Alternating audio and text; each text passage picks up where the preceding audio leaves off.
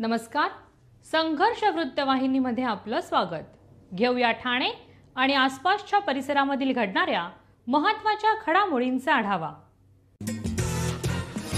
ठाण्यामध्ये बॅनर वॉरला पुन्हा एकदा उधाण आलं असून पक्ष कोणी विकला, खुर्चीसाठी पक्ष, विचारधारा आघाडीकडे गहाण ठेवणाऱ्यांनी तत्वांच्या गोष्टी करू नये, शिवसैनिक विचारधाऱ्यांची बांधील आहे तो तुमचा नोकर नाही, अशा आशयाचा बॅनर शिंदे गटाचे परिवहन समितीचे माजी सदस्य राजेश मोरे यांनी ठाण्यातील 3 पेट्रोल पंप परिसरामध्ये लावला आहे.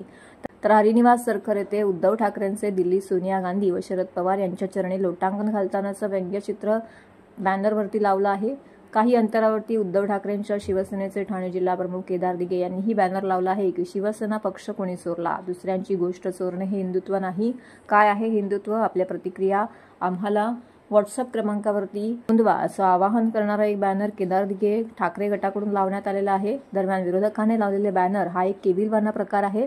उद्धव ठाकरेंना मिळणारा प्रतिसाद बघून विरोधकांच्या पोटात दुखतंय म्हणून त्यांनी हा केविलवाणा प्रकार केला आहे.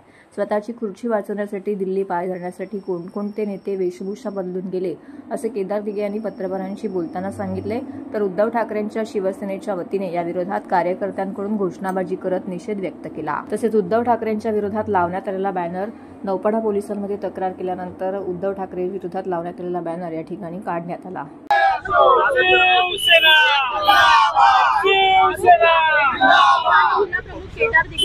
इकडे एका ठिकाणी सन्माननीय उद्धव साहेब ठाणे नगरीमध्ये येत आहेत. तो जो जल्लोष, ती जी ऊर्जा ही आपल्याला कार्यकर्त्यांमध्ये दिसून येते. त्याच्या पलीकडे जाऊन उद्धव साहेबांचा वाढता प्रतिसाद लोकांकडून जो त्यांना मिळतोय ते कुठेतरी विरोधकांच्या पोटामध्ये दुखणे करण्याने अशा पद्धतीने एक छुप्या पद्धतीने वार करण्याचा एक प्रयत्न काही विरोधकांनी केलेला आहे आणि त्याला जास्ती महत्व देणं योग्य वाटत नाही. अहो, लोटांगण गेल्या 2.5 वर्षामध्ये स्वतःची पापं लपवण्याकरता कोणी किती वेळा दिल्लीश्वरांच्या पाय धरले आणि किती वेळा दिल्लीश्वरांकडे गेले हे सर्वसामान्य जनतेला व्यवस्थितरित्या माहितीये. उद्धव साहेबांनी जर का शिवसेनेचा प्रचार प्रसार आणि ज्या पद्धतीने महाविकास आघाडीला जे घवघवीत यश या लोकसभेमध्ये पूर्ण देशामध्ये मिळालं त्या अनुषंगाने जर का शिवसेना उद्धव बाळासाहेब ठाकरे या पक्षाचा जर का प्रचार प्रसार नुसता राज्यात नाही तर उभ्या देशात होत असेल आणि त्याकरता महाविकास आघाडीच्या बैठकींना जर का जाणं असेल तर त्या मला असं वाटतं काही वावगं नाही, काही चुकीचं नाही. मी जो बॅनर लावला त्याच्यामध्ये माझा फोटो, माझा नंबर व्हॉट्सअपचा आणि लोकशाहीमध्ये लोकांना महत्व आहे, नागरिकांना महत्व आहे आणि त्यांनी त्यांचं मत, त्यांना असलेलं हिंदुत्व, त्यांनी शिकलेलं हिंदुत्व, त्यांच्यावरती झालेले हिंदुत्वाचे संस्कार ह्या माध्यमातून हिंदुत्व काय हे त्यांनी सांगावं असं आपण एक अपील केलेलं आहे. पण त्याच्या विरोधात अशा पद्धतीचे फालतू बॅनर लावायचे जिकडे न नाव न चेहरा, मला असं वाटतं हे चोरट्या पद्धतीने लावलेले बॅनर आहेत आणि त्याच्याकरता त्याला जास्ती महत्व देणं योग्य. आमचे पदाधिकारी शहर प्रमुख प्रदीपजी शिंदे असतील, विभाग प्रमुख असतील प्रकाश पायरे, तुषार रसाळ, इतर सर्व आमचे सगळे पदाधिकारी जे इकडे उपस्थित आहेत ते नौपाडा पोलीस स्टेशनला जाऊन एसीपी मॅडमना भेटलेले आहेत, सिनियरना भेटलेले आहेत. त्यांनी देखील ठाणे महानगरपालिकेच्या त्या कॉन्ट्रॅक्टरबरोबर कोऑर्डिनेट केलेलं आहे की तुम्ही हे त्वरित काढा. पण आज जी सभा होणार आहे उद्धव साहेबांची त्याला उत्तम प्रतिसाद, उदंड प्रतिसाद लोकांचा मिळणार आहे. माझे आव्हान फक्त ह्या पोलीस स्टेशनला एवढंच आहे, या पोलिसांना आहे की संध्याकाळी याची सगळी सुरक्षेची जबाबदारी तुमची आहे. नाहीतर शिवसेना जर का कुठेही काही चुकीचं झालं तर शिवसैनिक आपल्या पद्धतीने त्याला उत्तर देतील. महाराष्ट्रातील भगिनींना आधार देणारी राज्य शासनाची मुख्यमंत्री माझी लाडकी बहीण योजना. या योजनेअंतर्गत अल्प उत्पन्न गटातील 21 ते 65 वयोगटाच्या भगिनींना मिळणार दरमहा 1500 रुपयांची मदत. अर्ज करण्यासाठी 31 ऑगस्ट 2024 पर्यंत मुदतवाढ. कुटुंबाचं वार्षिक उत्पन्न 2.5 लाख रुपयांपेक्षा कमी असलेल्या महिला पात्र. कुटुंबाकडे पिवळं किंवा केशरी रेशन कार्ड असल्यास उत्पन्नाचा दाखला आवश्यक नाही. पांढरं रेशन कार्ड असेल किंवा रेशन कार्ड नसेल तर कुटुंबाचं वार्षिक उत्पन्न 2.5 लाखांपेक्षा कमी असल्याचा दाखला आवश्यक. योजनेसाठीचा ऑनलाईन अर्ज नारी शक्ती दूत ॲपवरून किंवा पोर्टलवर भरता येईल. ज्या भगिनींना ऑनलाईन अर्ज भरता येत नसेल त्यांच्यासाठी अंगणवाडी, ग्रामपंचायत, वॉर्ड ऑफिस, सेतू सुविधा केंद्रामध्ये किंवा आशाताई बचत गटाच्या CRP यांची मदत उपलब्ध.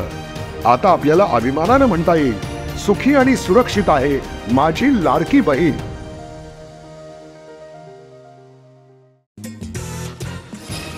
रेपो रेट 6.5% पातळीवरती ठेवण्याच्या भारतीय रिझर्व्ह बँकेच्या निर्णयाला ठाण्यातील रिअल इस्टेटने सकारात्मक प्रतिसाद दिला आहे, असं क्रेडाई एमसीएचआयचे ठाणे अध्यक्ष जितेंद्र मेहता यांनी सांगितले. ते म्हणाले, ठाण्यातील रिअल इस्टेट उद्योग दर स्थिरता सुनिश्चित करण्याच्या सरकारच्या वचनबद्धतेचं कौतुक करतो.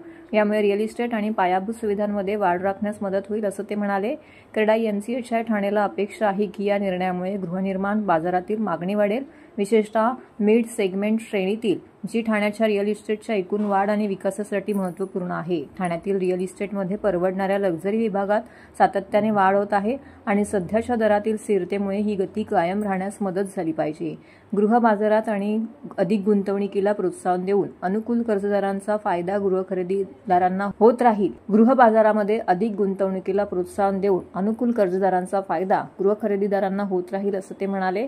आम्ही धोरणातील संतुलित दृष्टिकोनाचे स्वागत करतो, जे चलनवाढीचा समतोल राखताना तरलता राखते आणि वित्तीय संस्थांना समर्थन देते. क्रेडाई एमसीएचआय ठाणे देखील सरकारपुढे पुढील सहाय्यक उपायांवरती विचार करण्यास उत्सुक आहे, ज्यामुळे तरलता वाढेल आणि क्षेत्राला दीर्घकालीन स्थिरता मिळेल. त्यांनी असा निष्कर्ष काढला. जितेंद्र मेहता, प्रेसिडेंट क्रेडाई एमसीएचआय ठाणे. मित्रांनो, आम्हाला एक चांगला वाटला की रिझर्व्ह बँकने गव्हर्नरने लास्ट 6 टाइममधून रेपो रेट स्थिर ठेवलेला आहे, म्हणजे 6.5%.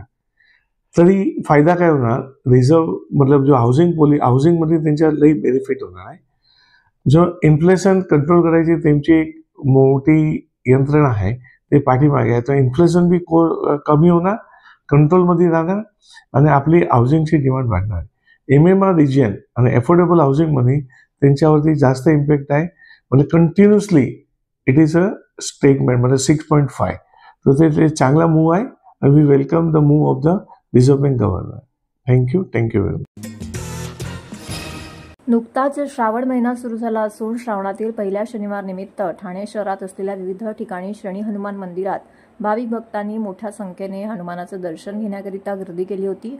मंदिराच्या बाहेर लांबच लांब भाविकांच्या रांगा लागलेल्या पाहायला मिळाल्या. ठाण्याच्या जेल तलावाजवळ असलेल्या प्राचीन अशा किल्ल्या मारुती मंदिरात पहाटेपासूनच भाविक भक्त मोठ्या प्रमाणामध्ये दर्शनासाठी येत होते. मंदिरात फुलांची वाडी भरण्यात आली होती, तर मंदिर संपूर्ण आकर्षक पद्धतीने फुलांनी सजवण्यात आले होते. यावेळी तेल, नारळ, उदबत्ती आणि रोईच्या पानांचा हार अर्पण करून श्री हनुमानांची पूजा यावेळी येथे करण्यात आली.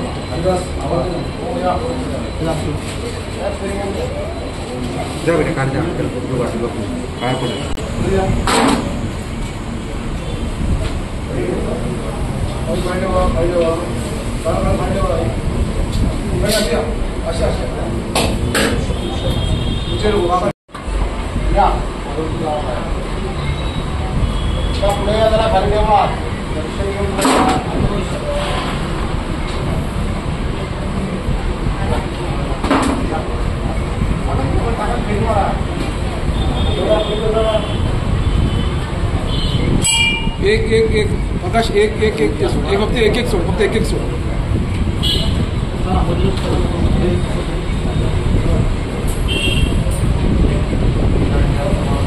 काय म्हणतो भारत?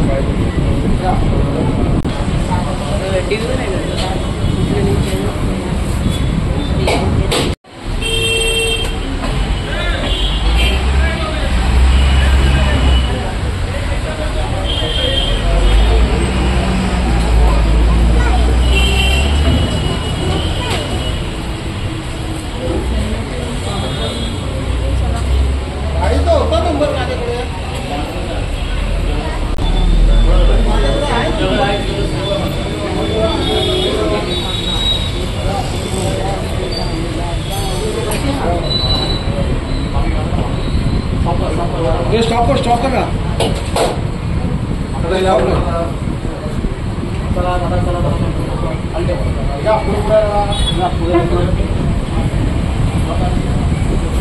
स्टॉप करा जरा प्रकाश.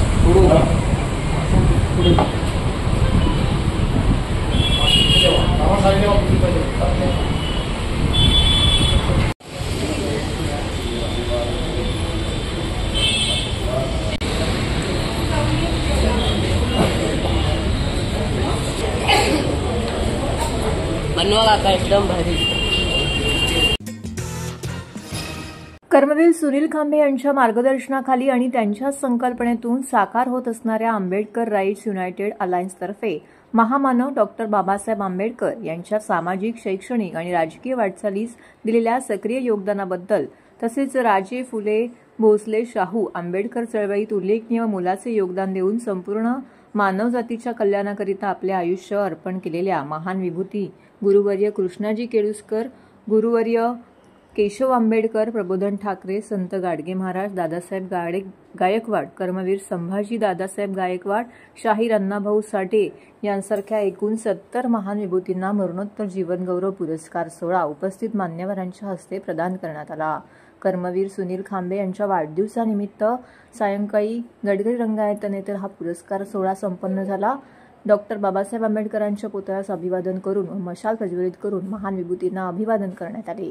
या निमित्ताने संगीतकार भास्कर इंगळे यांनी कव्वाल सुलतान आजा यांचा शानदार कव्वालीचा सांस्कृतिक कार्यक्रम पार पडला.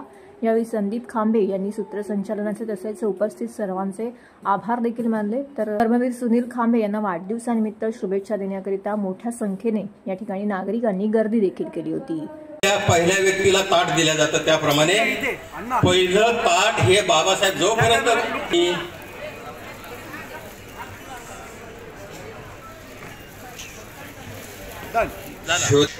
जागा दिली, ज्यांनी जागा दिली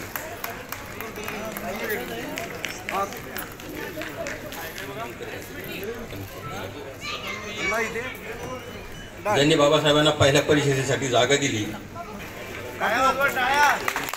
म्हणून संत आलेले आहेत इथे, त्यांचं स्वागत आहे.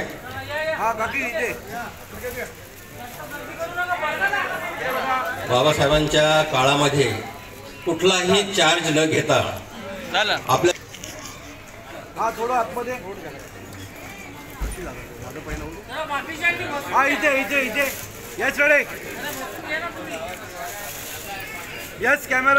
ज्यांनी आपलं पहिलं म्हणजे लेडीज फर्स्ट होतात त्याप्रमाणे ज्यांनी आपलं पहिलं मनोगत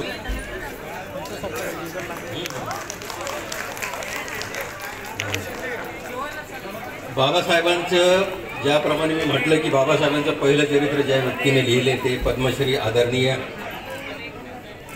धनंजय कीर, ज्या चरित्राला बाबासाहेबांचा स्पर्श झाला होता. म्हणजे महाडच्या 1440च्या वेळेला देशपांडे नावाचे तुम्ही जर बहिष्कृत भारतचे अंक जेव्हा वाचाल त्यावेळेस फक्त पांडुरंग देशपांडे म्हणजे देशपांडे हे फक्त एकमेव नाव तुम्हाला त्या सगळ्या याच्यामध्ये दिसेल. आणि पांडुरंग देशपांडे यांचा मुलगा अशोक देशपांडे इथे आलेले आहेत, त्यांनी कृपया मंचावर यावं. आणि रेगे साहेब निघता तुम्ही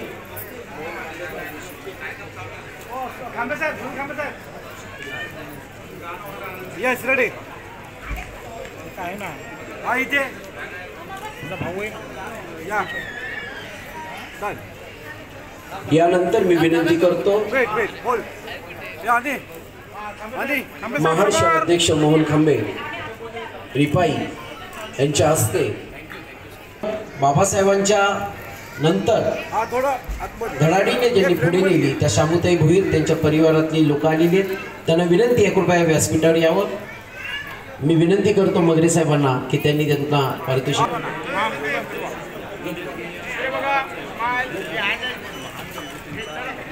या ठिकाणी गेले 22 वर्ष या शहरात आणि ठाणे जिल्ह्याच्या माध्यमातून संपूर्ण महाराष्ट्र राज्यातून हा माझा वाढदिवस सोहळा होत असतो. परंतु बाबासाहेब आंबेडकरांबरोबर त्यांनी योगदान दिलेलं आहे त्या सर्वांचा मरणोत्तर जीवन गौरव पुरस्कार आपण आज हा तो सोहळा पार पाडला. 77व्या स्वातंत्र्य दिनानिमित्त 77 पुरस्कार आपण या ठिकाणी जाहीर केले आणि त्यांना देण्याची प्रक्रिया चालू झाली. आणि मी तुम्हाला मीडिया तुम्हाला अशी विनंती करेल की हा जो पुरस्कार आहे हा बाबासाहेबांना अपेक्षित असलेला भारत आहे. आता ते जे ज्यांना पुरस्कार आपण देऊ केले त्यांनी आपली मत मांडली आणि आपली मत मांडत असताना त्यांनी काय काय गोष्टी या देशामध्ये चुकीच्या घडत आहेत आणि उद्याचा भारत कसा घडवायचा याविषयीची या ठिकाणी गांभीर्याने चर्चा केली। तरी मी आंबेडकर राईट्स युनायटेड आयलँडच्या वतीने या भारतवर्षामध्ये बाबासाहेबांना अपेक्षित असलेला हा जो प्रवास आहे सर्व समावेशक, यात ब्राह्मण आहेत, यात सीकेपी आहेत, यात मुस्लिम आहेत, यात मराठा आहेत, यात कोळी भोई आगरी सर्व बहुजन समाजाचे या आजच्या सोहळ्यामध्ये मरणोत्तर जीवन गौरव पुरस्कारामध्ये आपण सगळ्यांची दखल घेतलेली आहे। शिवसेना उद्धव बाळासाहेब ठाकरे पक्षाचे माजी खासदार राजन विचारे यांनी लोकसभेच्या पराभवानंतर आपल्या पराभवाची कारणं शोधली असता त्यावेळीच निदर्शनास आली की जनमत आपल्या बाजूने असताना कट कारस्थाने करून पैसा व सत्तेचा गैरवापर करून निवडणूक यंत्रणांमध्ये आपल्या मर्जीतल्या अधिकारांच्या नेमणुकांवरून सत्ताधारी आपली पोळी भाजून घेत असल्याचा आरोप माजी खासदार राजन विचारे यांनी रात्री उशिरा जिल्हाधिकारी निवडणूक विभागाच्या अधिकाऱ्यांच्या झालेल्या बैठकीत केला आहे। यावेळी संपर्क प्रमुख नरेश मनेरा, जिल्हा प्रमुख विठ्ठल मोरे, द्वारकानाथ भुईर, प्रभाकर म्हात्रे, केदार दिघे, शहर प्रमुख, उपशहर प्रमुख, सचिव व इतर शिवसेना पदाधिकारी मोठ्या संख्येने उपस्थित होते। वरील उपस्थित केलेल्या मुद्द्यांचं स्पष्टीकरणासाठी अधिकृत पुरावे निवडणूक विभागाकडे असल्याची याची पडताळणी करून त्यांनी याचं स्पष्टीकरण देऊन शंका दूर करावी अशी मागणी भारत निवडणूक आयोग व ठाणे निवडणूक अधिकाऱ्यांकडे करण्यात आली आहे। परंतु याची दखल घेतली जात नसल्याने खासदार राजन विचारे यांनी सरकार यंत्रणेवरती ताशेरे ओढले आहेत। सरकार हे बदलत असताना कोणी कायमस्वरूपी नसते। ज्या पद्धतीने अधिकाऱ्यांकडून कार्यकर्त्यांसारखी कामं करून घेतली जात आहेत, लोकसभेला आम्ही सहन केले, विधानसभेला आम्ही सहन करणार नाही। तसेच कोणी कामे केलेली आहेत त्या सर्व लोकांची नावं आमच्याकडे आहेत, वेळ आल्यास नक्की जरूर जाहीर करू। जर अशा पद्धतीने लोकशाहीचा गळा घोटला जात असेल तर रस्त्यावर उतरून काम करावे लागेल असा इशारा शिवसेनेचे नेते माजी खासदार राजन विचारे यांनी जिल्हाधिकाऱ्यांना दिला आहे। मला वाटतं आज कलेक्टर साहेबांना आम्ही गेल्या लोकसभेमध्ये कशा पद्धतीने चुकीचं काम या ठिकाणी झालं होतं आणि ज्या ज्या अधिकाऱ्यांनी या ठिकाणी बोगस यादी त्या ठिकाणी बनवली होती, आज तुम्ही बघितलं असेल या ठिकाणी या ठाणे लोकसभा मतदारसंघामध्ये या मीरा भाईंदरमध्ये जवळजवळ बघितलं असेल 34,000 नावं त्या ठिकाणी दुबार त्या ठिकाणी नावं केली होती। म्हणजे एक माणूस 2 वेळा मतदान करत होता। त्यानंतर ओळा माझी ओढा 29,082 एवढी दुबार नावं होती। त्यानंतर कोपरी पाचपाकडी येथे 21,000 दुबार नावं होती।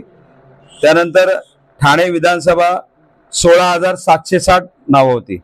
त्यानंतर ऐरोली विधानसभा 39,000 नावं होती आणि बेलापूरमध्ये 25,000 नावं होती। अशी टोटल मिळून 1,66,000 अशी या ठिकाणी दुबार नावं, जेणेकरून त्या मतदारांनी एका ठिकाणी मतदान करून दुसऱ्या यादीमध्ये जाऊन ते हे पुसून त्या ठिकाणी दुसऱ्यांदा जाऊन मतदान करा, अशा पद्धतीने या ठिकाणी बोगस दुबार नावं या ठिकाणी टाकली होती। त्याचबरोबर काही ठिकाणी मशीन ज्या होत्या ह्या 12 तास चालून सुद्धा त्या ठिकाणी 99% त्या मशीन्स बॅटरी त्याची दाखवत होते। 12 तास एखाद्या मशीन चालल्यानंतर आणि यांच्या 17C मध्येच नोंद केलेली आहे। 17C जो फॉर्म आहे त्याच्यामध्ये त्या ठिकाणी 99% त्या ठिकाणी दाखवत। त्यानंतर काही ठिकाणी ह्या मशीन्स 5:29 बंद केल्या। या 17Cच्या रेकॉर्डच्या मुळे आम्हाला या सर्व गोष्टी समजतात, त्यांचाच रेकॉर्ड। आणि अशा पद्धतीने त्या ठिकाणी दुबार नावाच्या नावाखाली त्या ठिकाणी ही बोगस 1,66,910 एवढं मतदान त्या ठिकाणी लोकसभेला त्या ठिकाणी केलं होतं। त्याचबरोबर कित्येक ठिकाणी ज्या मतदारांची या ठाणे लोकसभा मतदारसंघ कित्येक लोकांची नावच नव्हती। काही ठिकाणी तर समजा एक अपार्टमेंट आहे, त्या अपार्टमेंट मध्ये समजा 12 फ्लॅट असतील तर 12 फ्लॅट इंटू 5 इंटू जर केलं तर किती व्हायला पाहिजे? त्या ठिकाणी 60 व्हायला पाहिजे। परंतु त्या ठिकाणी 150 ते 200 नावं त्या ठिकाणी ऍडिशनल टाकलेले, ती लोक तिथे राहत सुद्धा नाही, अशी सुद्धा हे दाखवले। आज तुम्ही बघितलं असेल, आज संपूर्ण या तुम्ही बघितलं असेल ही ठाणे विधानसभेचा हा विषय आहे. आता इथे बघा तुम्ही, अग्रवाल राधा अशोक इथे दाखवलंय 49 वय. इथे दुसरं परत या यादीमध्ये अग्रवाल राधा अशोक 64 दाखवले वय. इथे तिसऱ्या ठिकाणी अग्रवाल राधा अशोक 49. अशा पद्धतीने 3 ठिकाणी त्या ठिकाणी या यादींमध्ये नावं टाकलेली आहेत, म्हणजे ते काही ठिकाणी दुबार केलेले आहेत. अशा पद्धतीने आज आम्ही संबंध कलेक्टर साहेबांना ही संपूर्ण 148 ठाणे विधानसभा मतदारसंघातले या ठिकाणी दुबार नावाची ही संबंध यादी, हे काम इलेक्शन डिपार्टमेंटचं आहे. परंतु दुर्दैवानं या ठिकाणी मतदारांना या ठिकाणी हे सर्व काम करावं लागतं. जर आमच्यासारख्या यादी काल प्रसिद्ध झाली आणि जर आमच्याकडे यंत्रणा नसताना सुद्धा जर आम्ही ही जर एवढी दुबार नावं जर काढू शकतो, तर आज त्यांच्याकडे यंत्रणा असून हे सर्व तिथे डोळे मिटून त्या ठिकाणी काम केलं जात आहे. आणि या ठिकाणी आम्ही त्यांना हे संबंध निदर्शनास आणून दिलेलं आहे. ऐरोली मतदारसंघामध्ये ऐरोली मतदारसंघामध्ये तुम्ही जर बघितलं असेल तर या ऐरोली 39,590 दुबार नाव आहेत. ही एवढी दुबार नावाची अख्खी लिस्ट आम्ही इथे आणून दिलेली आहे.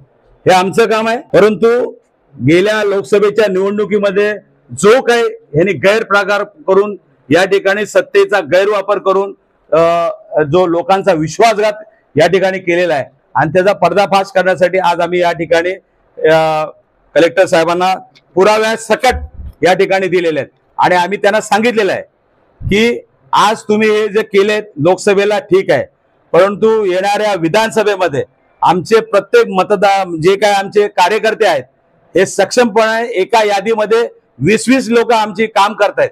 आणि ह्याच्या पुढे म्हणजे काही ठिकाणी तर मतदारांची नावं घुसवण्याकरता सुद्धा पैसे घेतले जातात. त्या ठिकाणी बोगस नावं टाकण्यासाठी सुद्धा पैसे घेतले, हे सुद्धा आम्ही त्यांच्या निदर्शनास आणून दिलं. आणि जो काय हे चाललेलं आहे हे थांबवा. संबंधित अधिकाऱ्यांना, एक तर अधिकारी ओळा माझी ओढ्याचे त्यांनी आम्हाला या ठिकाणी पत्र दिलं होतं की हे तुम्हीच करा, BLOच्या ना घेऊन ही नावं कमी करणं हे आमचं काम आहे. हे आमचं काम आहे. आज जनतेचा करोड रुपये या इलेक्शन कमिशनरच्या माध्यमातून, या निवडणूक यंत्रणेच्या माध्यमातून आम्ही या ठिकाणी जनतेच्या पैशाच्या माध्यमातून या ठिकाणी खर्च करतोय, परंतु त्याचा गैरवापर या ठिकाणी झालेला दिसतोय. आणि म्हणून त्यांना आम्ही हे दिलेलं आहे, लोकसेवेला तुम्ही केलात, हे विधानसभेला आम्ही खपून घेणार नाही. या ठिकाणी संबंधित अधिकाऱ्यांवरती आम्ही गुन्हे दाखल करू, त्या लोकांकडे आम्ही रस्त्यावर उतरू. हा संबंध त्यांना निर्वाणीचा इशारा या ठिकाणी दिलेला आहे. तर हे होतं संघर्ष वृत्तवाहिनीचं आजचं बातमीपत्र. उद्या पुन्हा भेटू याच वेळी याच ठिकाणी ताज्या घडामोडींसह. तोपर्यंत नमस्कार.